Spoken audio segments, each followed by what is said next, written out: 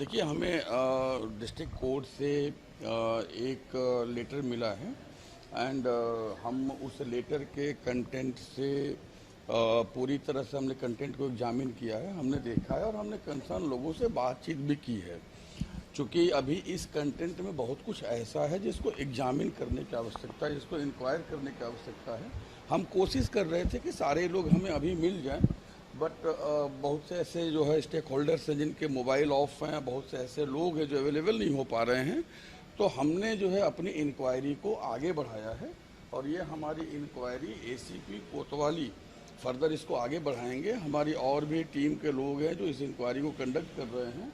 तो once enquiry will be completed, जो भी उसका आउटकम होगा, जो भी उसमें इंग्रेडिएंट्स होंगे, जो भी लीगली हमें आगे जाने के लिए इंग्रेडिएंट्स मिलेंगे, हम विधि के अनुसार उसमें आगे बढ़ेंगे। जो तहरीर मिली है उसमें क्या किस तरीके क्या कहा गया तहरीर में? देखिए, हमको वहाँ से जो लेटर मिला है वो लेटर जो कोर्ट है उनके पेशकार की तरफ से दिया गया है और उस लेटर में जो कंटेंट है उस कंटेंट को हमने देखा है। उसमें बताया गया है कि एक ऑर्डर था जिस ऑर्डर को वहाँ पे उस समय इशू किया गया था और ये बताया है कि कुछ लोग वहाँ थे जो चले गए। तो इसके पूरा का पूरा जो सिचुएशन है, सर्कमस्टांसेज है, वो अभी अंडर इंक्वायरी है, उसको हमें एग्जामिन करना है। कब तक एफआईआर? नहीं, देखिए, हमें पहले इसमें जो इंक्वायरी करके कॉग्निजेंस क्या है, इसके इंग्रेडिएंट्स क्या हैं, उसको क्लियर करना पड़ेगा। Once it will be clear, once जो कुछ भी है वो हमारे पास है, वो पब्लिक रिकॉर्ड है, उसका एग्जामिनेशन कंडक्ट किया जा रहा है। Once examination will be over, whatever is the required course of action that will be taken. कब तक इसमें एफआईआर हो जाएगी? देखिए, जो जेन्युइन टाइम हमें इंक्वायरी में लगता है वो लगेगा। हमें 1-2 दिन में इंक्वायरी करके हम इसके कंक्लूजन पे आ जाएंगे कि वहाँ पे क्या एग्जैक्टली हुआ था। उसके लिए सीसीटीवी कैमरे भी वहाँ हैं, हम वो भी खंगालेंगे, उनके फीड्स भी देखेंगे, वहाँ जो लोग थे उनसे भी बात करेंगे, हम सारी चीज़ों को देखेंगे, समझेंगे एंड जो जेन्युइन है वो किया जाएगा। मतलब फिलहाल अभी एफआईआर होने में समय है। देखिए, हम पूरी चीज़ों को एग्जामिन कर रहे हैं। We are inquiring each and every detail. Once things will be clear, will go accordingly. क्या हम ये मान सकते हैं कि जांच के बाद एफआईआर होगी? तहरीर आ गई है, जांच के बाद examination is going on. Once examination will be over, whatever will be the ingredient, जो भी गुण दोष के आधार पे हमें सामने तथ्य मिलेंगे, हम उसके हिसाब से आगे बढ़ेंगे।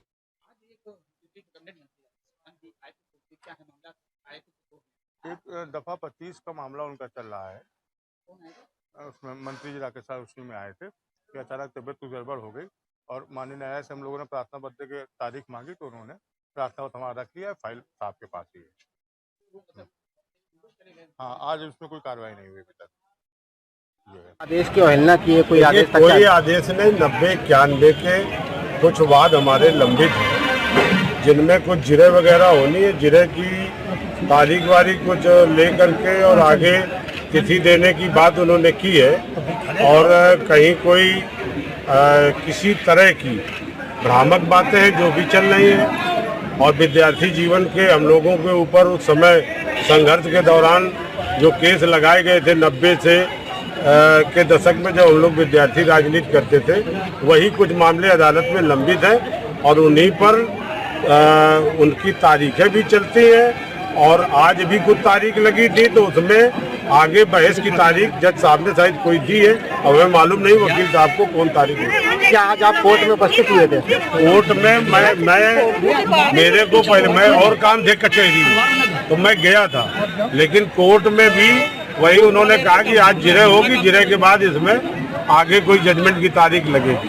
तो जिरे की जो तारीख जज साहब लगाएंगे उसमें वकील जिरे करेंगे और जिरे करने के बाद जो न्यायालय न्याय देगा वो स्वीकार हो। अच्छा, उसमें ऐसा कुछ सुनने में आ रहा है कि आपके वकील ने जो है न्यायालय के आदेश का जो है वो न्यायालय, ये सब भ्रामक प्रचार है, र्यूमर है। वकील और जज के बीच में जो बहस के रिश्ते होते हैं उसमें सब तरह की बातें सब भ्रामक है, कहीं कोई उनमें दम नहीं है।